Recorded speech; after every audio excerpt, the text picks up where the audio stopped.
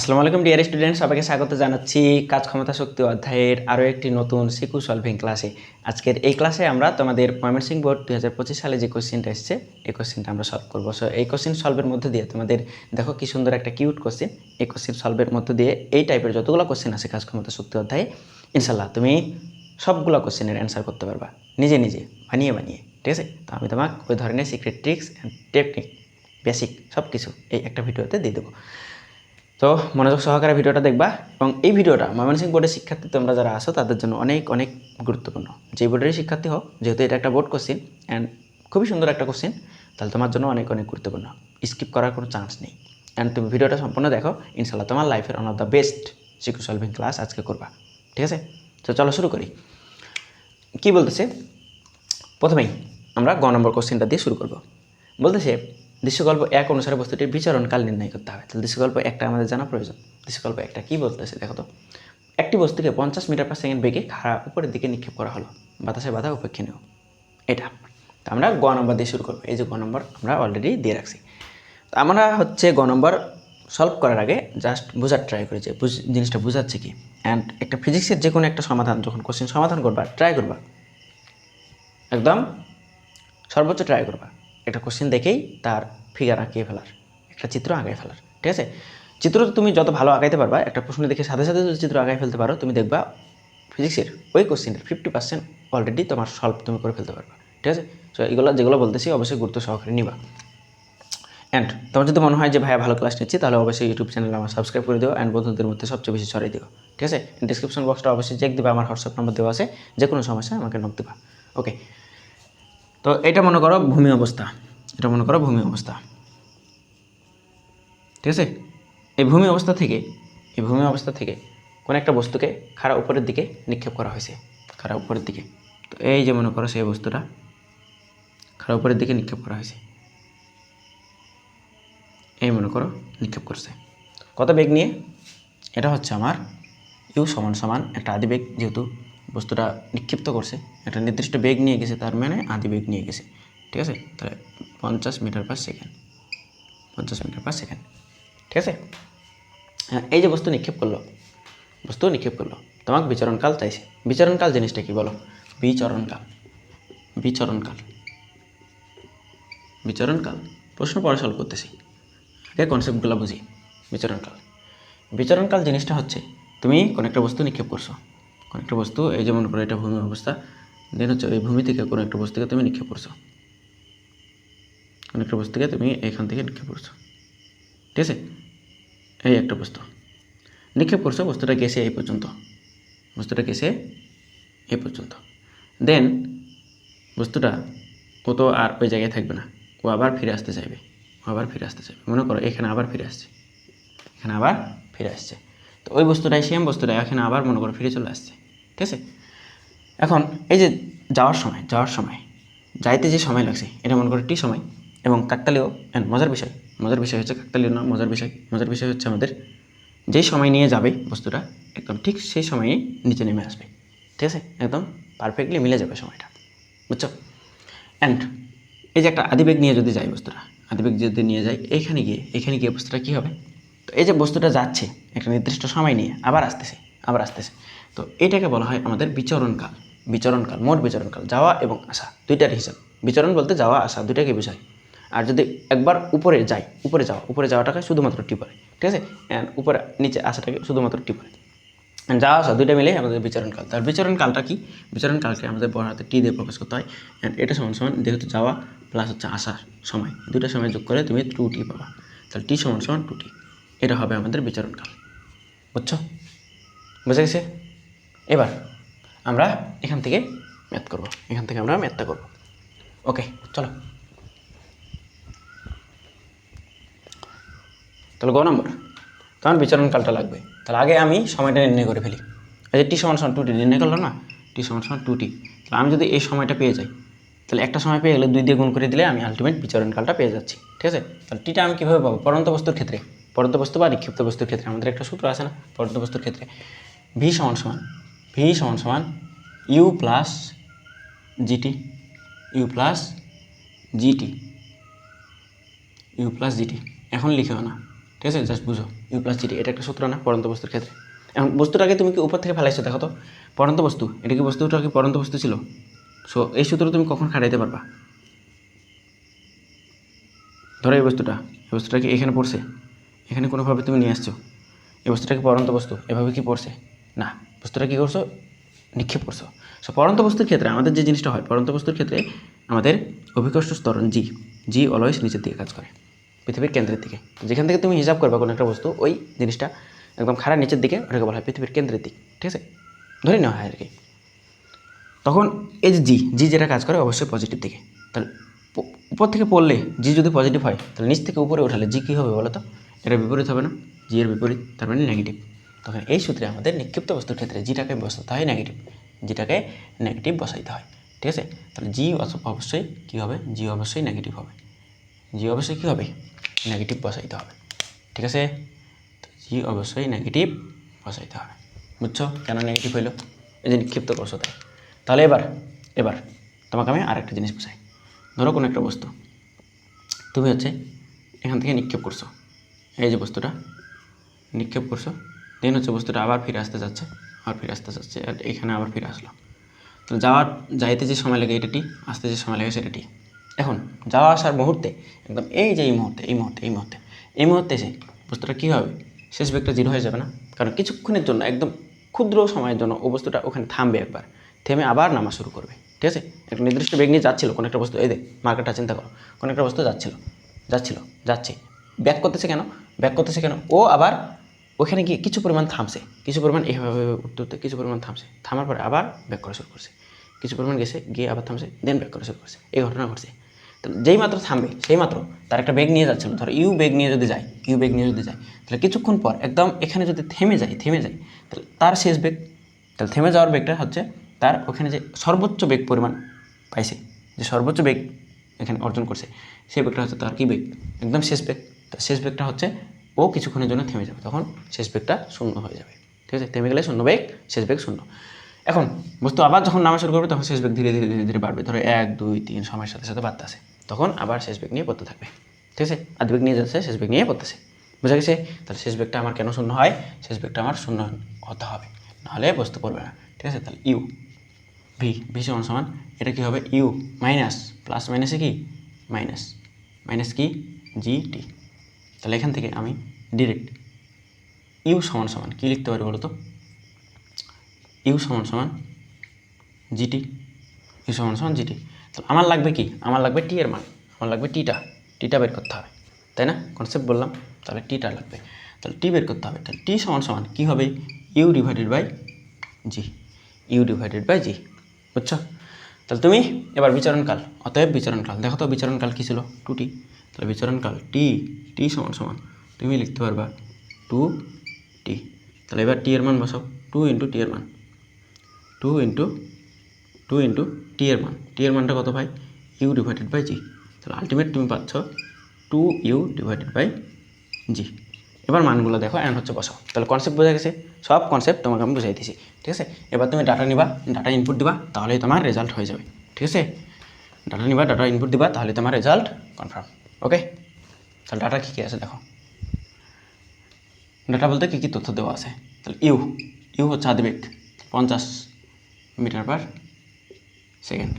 এরপর জি এর মান হচ্ছে 9.8 মিটার পার সেকেন্ড স্কোয়ার।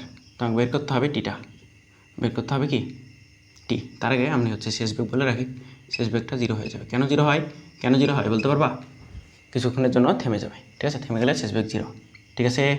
তাহলে টিটা বের করতে হবে, ওকে। তাহলে এখান থেকে 2 ইন্টু ইউ এর মান কত ভাই, ইউ এর মান হচ্ছে 50, ডিভাইডেড বাই জি এর মান হচ্ছে 9.8।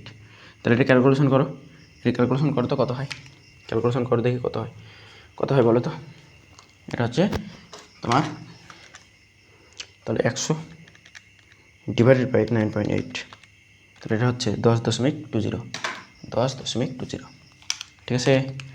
তাহলে এটা হবে 10.20 সেকেন্ড,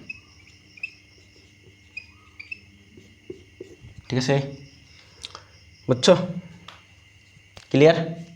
একদম ইজি বিজি টাইপ, তোমাকে আমি একদম সব কিছু ডিটেলসে A to Z crystal clear করে দিছি। ঠিক আছে, ইনশাল্লাহ এখান থেকে আর কোনো ধরনের কোনো সমস্যা থাকার কথা না। এভাবে যদি তুমি সিকিউ সলভ করতে পারো, ইনশাল্লাহ তোমার একটা সিকিউ আটকাবে না। অ্যান্ড ওইভাবে তোমার হচ্ছে কনফিডেন্টলি বেশি ক্লিয়ার করে করে আগাবা, তাহলেই দেখবা তুমি একদম জেনুইন ফিজিক্সের জেনুইন স্টুডেন্টে পরিণত হয়ে গেছো। ফিজিক্স কেন তোমার ভয় লাগে বলো তো?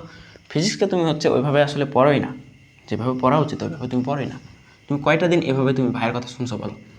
তুমি কি শুনছো যে চিত্র আঁকাতে হবে, একটা প্রশ্ন দেখে আমি চিত্র আঁকাবো, চিত্র আঁকায় আমি ফিল করবো, দেন হচ্ছে কনসেপ্টটা কী সেটা বুঝবো, দেন আমি মান বসাবো, সূত্র লিখবো, তারপরে যা ইচ্ছা তাই করবো। তাহলে তুমি ফিজিক্সটা শিখতে পারবা, প্রপার যে ফিজিক্স সেটা শিখতে পারবা। ঠিক আছে, আলসেমি করলে দিন শেষে কিছুই হবে না। এরপরে দ্বিতীয় ঘটনা, দৃশ্যকল্প 2 অনুসারে প্রথম স্প্রিংয়ের তুলনায় দ্বিতীয় স্প্রিং কত গুণ সংকুচিত হবে তা গাণিতিকভাবে বিশ্লেষণ করো। ওকে, তাহলে দেখো কী কী দেওয়া আছে। তাহলে প্রথম স্প্রিংয়ের ক্ষেত্রে লিখবা, তাহলে এটা হচ্ছে আমাদের ঘ নম্বর, তাই না?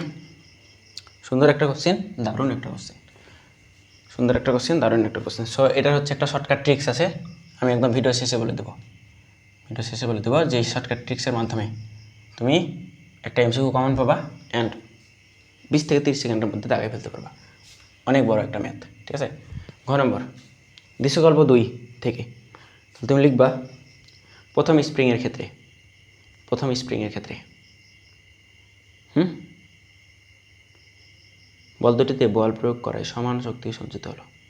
ঠিক আছে, তো প্রথম স্প্রিংয়ের ক্ষেত্রে লিখো, প্রথম স্প্রিং এর ক্ষেত্রে কি লিখবা? তোমার K1টা দেওয়া আছে, K1টা দেওয়া আছে। K1টা কত ভাই? K1টা হচ্ছে আমার 10,000, নাকি 1 লক্ষ? 1 লক্ষ, সর্বনাশ। 1, তারপরে 1 2 3 4 5, এটা হচ্ছে joule per metre square, joule per metre square. Okay, প্রথম স্প্রিংয়ের আর কি কিছু দেওয়া আছে? আর কিছু দেওয়া নেই, তাই না? তাহলে আমি তোমাকে ধরে নিলাম, ধরো সংকোচনের পরিমাণ, সংকোচনের পরিমাণ এই যে কতটুকু সংকুচিত হবে, আমি ধরে নিলাম প্রথম স্প্রিংয়ের ক্ষেত্রে সংকোচনের পরিমাণ, সংকোচনের পরিমাণ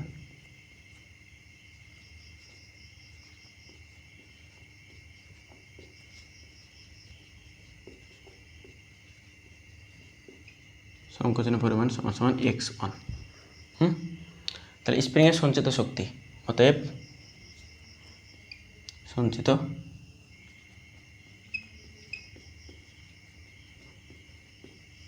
শক্তি ইউ দিয়ে প্রকাশ করতে হয়। ঠিক আছে, এবং বড় হাতের, এটা অবশ্যই বড় হাতের, বুঝছো? তুমি চাইলে যে কোনো কিছু দিয়ে প্রকাশ করতে পারো, সমস্যা নেই। U1 সমান সমান লিখবা হাফ, তাহলে 1 যেহেতু, তাহলে K1 x1 এটার উপর স্কোয়ার। ঠিক আছে, ওকে ডান। এরপরে দ্বিতীয় স্প্রিংয়ের ক্ষেত্রে কি লিখবা? দ্বিতীয় স্প্রিংয়ের ক্ষেত্রে,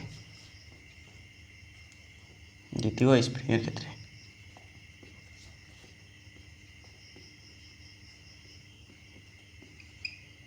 দ্বিতীয় স্প্রিংয়ের ক্ষেত্রে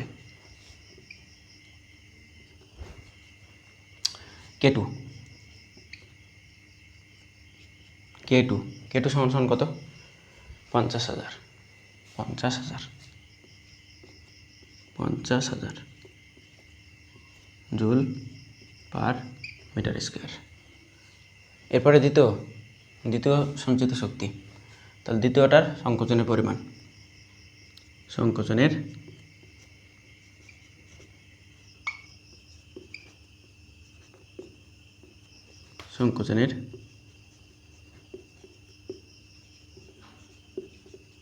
পরিমাণ সমান সমান x2। ঠিক আছে, অতএব সঞ্চিত শক্তি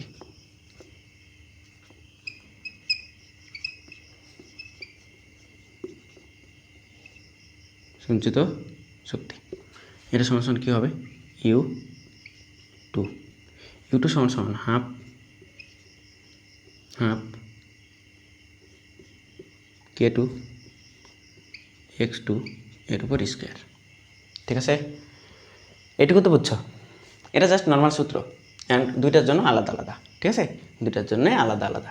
এখন তোমাকে বলতেছে বল দুটিতে বল প্রয়োগ করায় সমান শক্তি সঞ্চিত হলো, শক্তির দুইটা সমান। তাহলে এবার লিখব প্রশ্ন মতে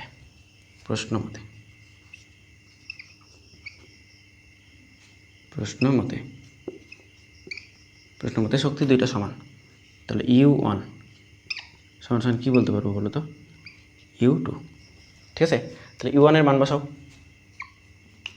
মান বসাও, হাফ k1 x1 এর উপর স্কোয়ার, হাফ k2 x2 এর উপর স্কোয়ার। তাহলে এবার কী করবা? হাফ হাফ কাটাকাটি, তাই না? তো প্রশ্নে কি বলছে? প্রশ্নে বলছে তোমার প্রথম স্প্রিংয়ের তুলনায় দ্বিতীয় স্প্রিং কত গুণ সংকুচিত হবে। প্রথম স্প্রিংয়ের তুলনায় দ্বিতীয় স্প্রিং কত গুণ সংকুচিত হবে। তাহলে আমাকে যেটা বের করতে হবে সেটা হচ্ছে সংকোচনের পরিমাণ। ঠিক আছে, তাহলে আমি কী করবো বলো তো? এখান থেকে আমি যেটা লিখতে পারি সেটা হচ্ছে k1 x1 এর উপর স্কোয়ার সমান k2 x2 এর উপর স্কোয়ার। তাহলে সংকোচনের পরিমাণ যেহেতু বের করতে হবে, কোনটা বলো তো? দ্বিতীয় স্প্রিং কত গুণ। তাহলে যার সামনে কত থাকবে সেটাকে বের করতে হয়, বুঝে নাই?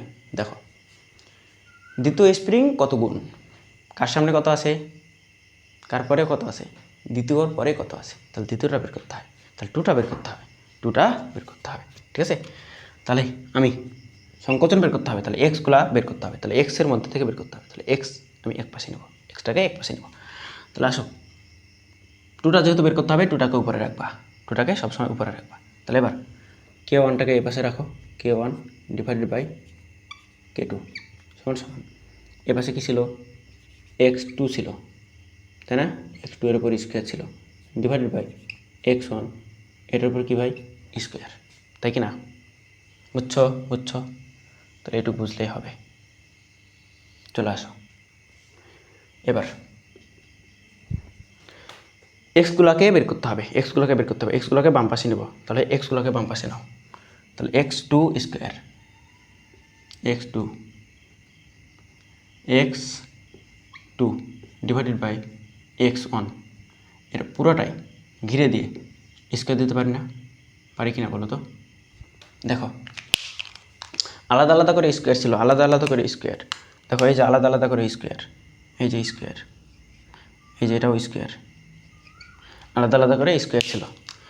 তাহলে আলাদা আলাদা করে স্কোয়ার ছিল, আমি দুইটাকেই এক জায়গায় নিছি, দেন পুরোটার উপর স্কোয়ার দিছি। একই জিনিস না? একই জিনিস। তাহলে এখান থেকে আমি লিখতে পারি এটা সমান কি? এটা সমান আমি লিখতে পারি এটা সমান তোমার k1 ডিভাইডেড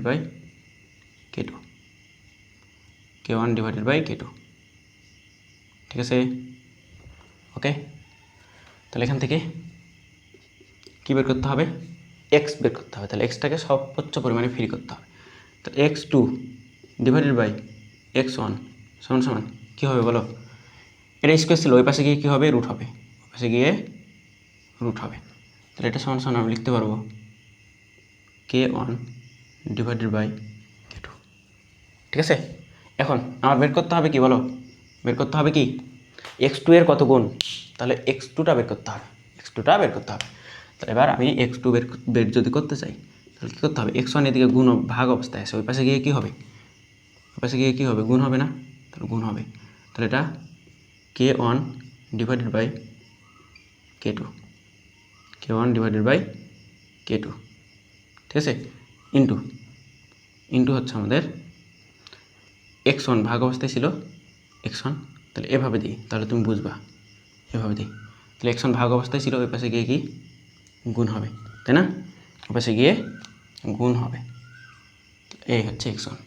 এবার তুমি মান বসাও, দেখো তো K1 এর মান কত দেওয়া ছিল? 1 লাখ। K1 এর মান 1 লাখ, তাই না? অ্যান্ড K2 এর মান কত? 50,000। তাহলে তুমি আগে রুট দাও,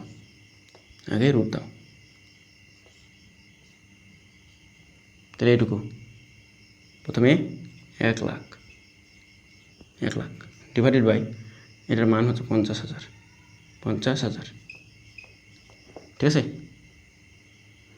ইন্টু হচ্ছে x1 এর মান কত ভাই?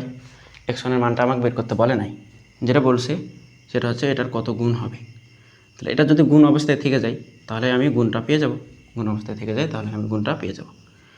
তাহলে এটা দেখো, এটা কাটাকাটি করলে তুমি কী পাবা জানো? 50,000 দিয়ে 1 লাখকে কাটাকাটি করবা। তাহলে দেখো 4টা শূন্য কাটে, 5 একে 5, 5 দুগুণে 10, তাহলে এখানে কত পাবা? এখানে 2 পাবা, ঠিক আছে। তাহলে এখানে তুমি যেটা পাবা সেটা হবে রুটের মধ্যে 2 ইন্টু হচ্ছে x1 তাহলে দেখো তো প্রথম স্প্রিংয়ের সংকোচনের পরিমাণ কত গুণ? √2 গুণ। তাহলে লিখে দেবা যে প্রথম স্প্রিংয়ের তুলনায় দ্বিতীয় স্প্রিং, এই যেটা আমরা বের করছি দ্বিতীয় স্প্রিং, তাহলে প্রথম স্প্রিংয়ের তুলনায়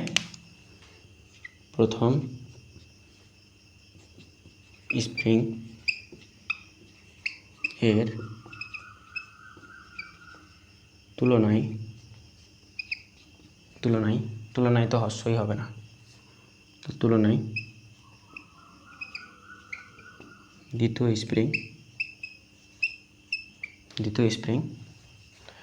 √2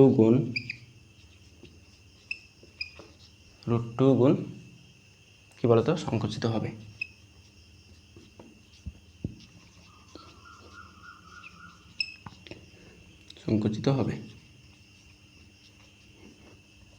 ঠিক আছে, তাহলে এটাই হচ্ছে আমাদের অ্যান্সার। এন্ড খুব সুন্দর করে খুব স্লো বুঝাইছি যাতে তোমার কোনো ধরনের কোনো কনফিউশন না থাকে, ঠিক আছে, বুঝছো? তাহলে এটা তোমাকে বলছিলাম একটা শর্টকাট ইউজ করা যায়, কীভাবে চলো দেখে ফেলি। শর্টকাট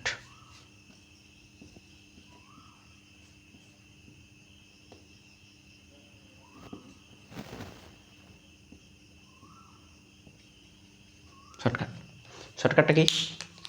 তোমাকে বলতেছে প্রথম বস্তুর তুলনায় বা প্রথম স্প্রিংয়ের তুলনায় দ্বিতীয় স্প্রিংয়ের কত গুণ সংকুচিত হবে। প্রথম কথা কাকে বের করতে হবে, কে আছে, ঠিক আছে। দেখো প্রথম স্প্রিংয়ের তুলনায় দ্বিতীয় স্প্রিং কত গুণ সংকুচিত হবে, তাহলে সংকোচনের পরিমাণটা আমাকে লাগবে। এবং প্রশ্নে আমার কী দেওয়া আছে দেখো তো, মান দেওয়া আছে K1 এর মান K2 এর মান, তাহলে K আর X এর মধ্যে সম্পর্ক, কারণ কি ডাটা দেওয়া আছে K দিয়ে, বের করতে বলছে X, তাহলে K আর X এর মধ্যে সম্পর্ক। তাহলে প্রথম কথা ভালো মতো শোনো, যার যার মধ্যে সম্পর্ক তাকে নিবা, তাহলে আগে সূত্র লিখবা। তাহলে সূত্র তুমি কি জানো? সূত্র তুমি জানো, হ্যাঁ, kx square half kx square. এবার সূত্রের দিকে তাকাও, যার যার মধ্যে সম্পর্ক তাকে রাখবা, বাকিগুলা নেই, একদম বিবেচনা করবা। তাহলে এটা নেই, এটাও নেই, তো যার যার মান আছে তাকে রাখবা, বাকিগুলা বাদ চিন্তা করবা। তাহলে বাকিগুলো বাদ দিলে তুমি এখানে নেই চিন্তা করলে তুমি ধরে নিবা এটা সমান 1, যাকে নাই চিন্তা করবা তাকে 1 ধরবা, 0 ধরবা না, ঠিক আছে। নেই মানে 0 না, ওটা 1, ঠিক আছে। এটা শর্টকাট, ওকে।